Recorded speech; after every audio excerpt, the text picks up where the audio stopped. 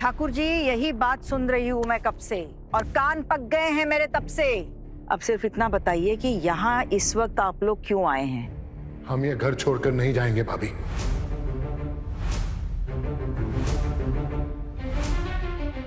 इतने सालों से हम इस घर में रह रहे हैं, इसका मतलब ये नहीं कि कोई भी उठाकर हमें बोल देगा और हाथ पकड़ के घर से बाहर निकाल देगा। ऐसा नहीं होगा।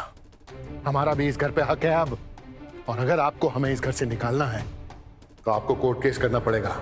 अपने आप हम इस घर से नहीं जाएंगे।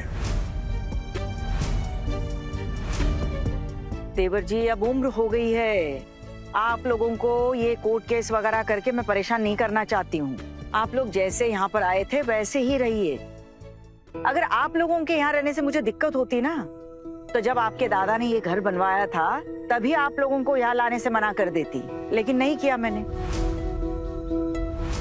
चलिए ठीक है, अब आगे बताइए और क्या कहना है। अब हम आपके साथ नहीं रहना चाहते। क्या कहना चाहती है पिशी मुनी? क्या मतलब आपकी बात का? एक ही छत के नीचे रहते हैं, इसका मतलब ये तो नहीं है कि एक ही साथ सबको खाना पीना पड़ेगा। हम सब इसी मकान में रहेंगे, लेकिन अलग अलग। हमारा चूल्हा भी अलग होगा। शायद यही ठीक रहेगा पिशी माँ। आप लोगों को पता नहीं है, लेकिन आपके बड़े बेटे के पास अब नौकरी नहीं रही है।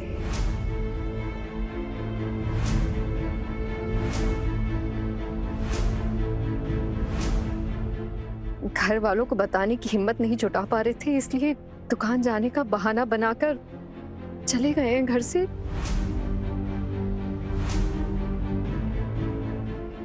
शायद इधर उधर भटक रहे होंगे नौकरी की तलाश में।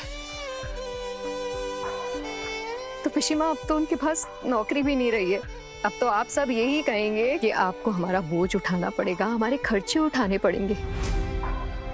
इससे अच्छा तो यही है कि हम अपनी जिम्मेदारी खुद ही उठा लें। हमारे पास जितना भी है ना, हम उसमें अपना पालन पोषण कर लेंगे। और मुझे ना आपके बेटे पर पूरा भरोसा है। वो कुछ ना कुछ करके जल्द से जल्द कोई ना कोई नौकरी तो ढूंढ ही लेंगे, अपने परिवार का पेट पालने के लिए। उन्होंने अपनी जिम्मेदारी से कभी मुंह नहीं मोड़ा है। जितना भी किया है ना, दिल से अपनी पत्नी और अपनी बेटी के लिए किया है।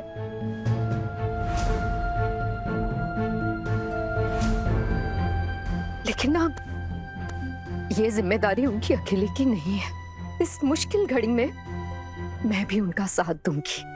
मैं परेशान थी, मुझे कुछ समझ में नहीं आ रहा था, लेकिन आना ने मुझे समझाया, मुझे बताया कि हम भी अपनी जिम्मेदारी खुद उठा सकते हैं, हम भी कुछ कर सकते हैं। मैं नहीं चाहती कि मेरे पति और मेरे बच्चों की जिम्मेदारी का बोझ आप में से कोई भी उठाए। हमारे पास जितना भी है हम गुजारा कर लेंगे उसमें।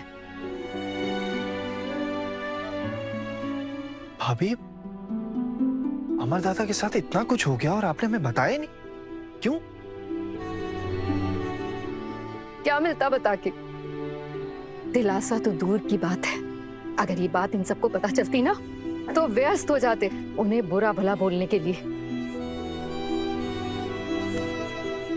शायद आप कुछ ना कहते, लेकिन चाचा जी और पिशी माँ इतनी सी भी कमी नहीं छोड़ते उन्हें बेइज्जत करने में। जब इतने दिनों से वो कमा रहे थे, वो काम कर रहे थे, तब भी उन्हें बात बात पर बेइज्जत किया जाता था। क्यों? क्योंकि उनकी पगार कम थी, घर के खर्चे में ज्यादा नहीं दे पाते थे, इसलिए उन्हें बार बार बेइज्जत किया जाता था। और अब तो वो जितना देते थे वो भी नहीं दे पाएंगे, तो फिर तो उनकी और ज्यादा बेइज्जती की जाएगी इस घर में। तो इससे अच्छा तो यही है ना कि हम अपनी इज्जत के साथ इस घर से अलग हो जाएं। हमारे पास जितना होगा, जो होगा, हम उसमें गुजारा कर लेंगे माँ। हाँ, यही सही रहेगा।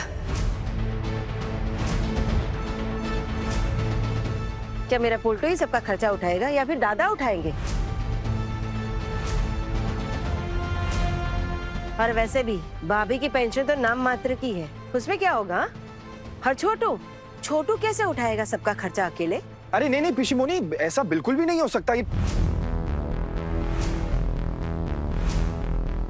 माँ, ये ऐसा बिल्कुल भी पॉसिबल नहीं है। मैं इतने लोगों का खर्चा नहीं उठा सकता। दादा भाई हैं, उनका पूरा परिवार है, आहाना आप, और अब तो दीदी भाई भी यहाँ आ गई हैं, तो उनका खर्चा मैं कैसे उठाऊं? मैं नहीं उठा सकता हूं। माँ, आप मुझ पे भरोसा कीजिए। मैं सच्ची बहुत मुश्किल है ये चीज मेरे लिए। मुझे भी तो ये सब अभी पता चला है छोटू। अगर तू ये सब कुछ नहीं कर पाएगा तो ठीक है, जितना हो सकता है उतना कर ले, बाकी तेरी इच्छा। माँ, शादी से पहले आप लोगों ने मुझे पढ़ाया लिखाया था। अगर आपकी इजाजत हो तो मैं बच्चों को ट्यूशन पढ़ाकर आप लोगों की मदद कर सकती हूँ। तुझे ये सब सोचने की जरूरत नहीं है, और इस सब में तो तू पढ़ भी मत। तू सिर्फ अपने ससुराल लौटने के बारे में सोच, उतना काफी है। मेरी बहुओं ने यहाँ रहने के लिए कह दिया, इसका मतलब ये नहीं कि तुम यहीं रहने लगो। नहीं माँ, दीदी भाई का खर्चा उठाने की किसी और को कोई जरूरत नहीं है। इनसे जितना हो पाएगा ये खुद कर लेंगी, और बाकी का हम लोग देख लेंगे। आहाना, आप फिर बड़े बड़े वादे कर रही हो। आप कोई नौकरी करती हो? नहीं ना, तो कहां से उठाओगी दीदी भाई का खर्चा? मेरे पास अभी कोई नौकरी तो नहीं है, लेकिन इसका ये मतलब तो नहीं है ना कि मैं आगे चल के भी कोई नौकरी नहीं कर सकती हूँ। नौकरी ढूंढनी होगी, कोशिश करूंगी। और वैसे भी आपने तो फिर अपने हाथ खड़े कर दिए ना, कुछ तो करना ही पड़ेगा ना। अब ऐसे कोई भूखा तो नहीं रह सकता है ना। अब तक हम लोगों ने एक दूसरे का साथ दिया है, हर मुसीबत में हमने एक दूसरे का हाथ थामा है। अब भी इस मुसीबत की घड़ी में हम लोग एक दूसरे का साथ नहीं छोड़ेंगे।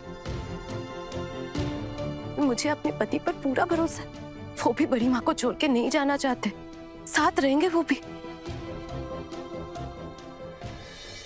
तुम्हारे कहने का क्या मतलब है कि मेरा बेटा मेरे ऊपर खर्चा न करके भाभी की गृहस्थी पे खर्चा करेगा? वाह!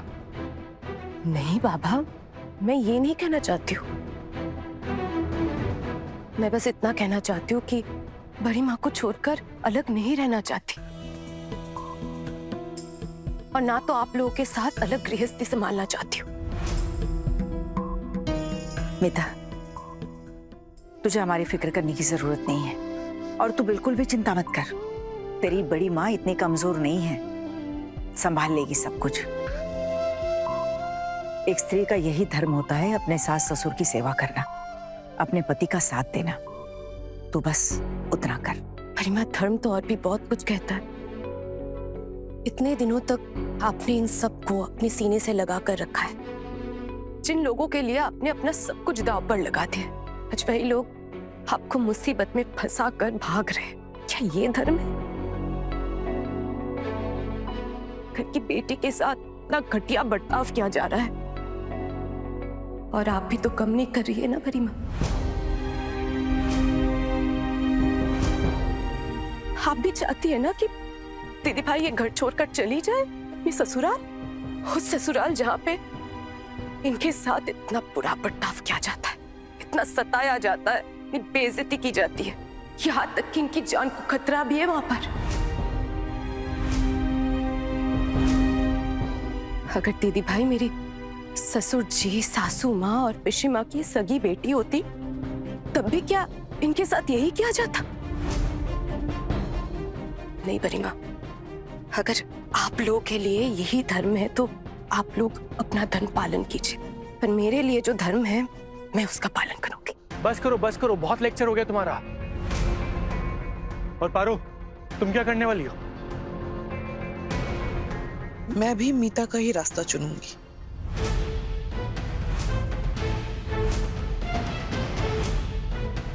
मैं भी मामी माँ को छोड़कर कहीं और कोई भी गृहस्थी बसाने नहीं जाऊंगी। मेरा पोल्टू तेरे खर्चे के लिए एक फूटी कौड़ी भी नहीं देखा। भाभी, मैं आपको एक बात साफ साफ बता देना चाहती हूँ, आज मेरी बहू की बर्बादी के पीछे आपकी छोटी बहू का हाथ है। अब अगर हमारी बहू आपके साथ रहना चाहती है तो आप ही उठाना इसका बोझ, हम नहीं उठाएंगे इसका खर्चा। आप बिल्कुल भी फिक्र मत कीजिए पिशीमा। अगर हम 2 रोटी खाएंगे ना तो मंजली दीदी को भी 2 रोटी खिलाएंगे। आप अपना देखिए, आप अच्छे से खाते पीते रहिए। और वैसे आपके लाडले बेटे तो कमाते भी बहुत अच्छा है ना, वो तो अपना अच्छे से चला लेंगे। और फिर चाचा जी लोग भी तो आप लोगों के साथ ही रहने वाले, ये तो बहुत ही अच्छी बात है। चलिए कर लीजिए आप लोग जैसा चाहते हैं, देखते हम भी आप सब लोग कैसे रह रहे हैं। तुम मुझे डरा रही हो क्या? छोटू, अपनी बीवी को बोल कि मेरे साथ जुबान ना लड़ाए फालतू की। चुप रहने के लिए बोल इसे। अरे मैं क्या समझाऊं पोल्टू दादा? आहाना कुछ सुनती है मेरी जो मैं उसे समझाऊं?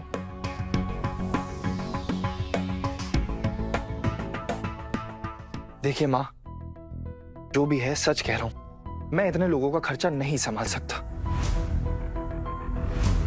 ये बहुत बड़ी जिम्मेदारी है और ये जिम्मेदारी मैं नहीं ले सकता हूँ। दादा भाई, उनका परिवार, मंजली भाभी, बच्चे, इतने लोग हैं, मैं कैसे संभालूंगा इन लोगों का खर्चा?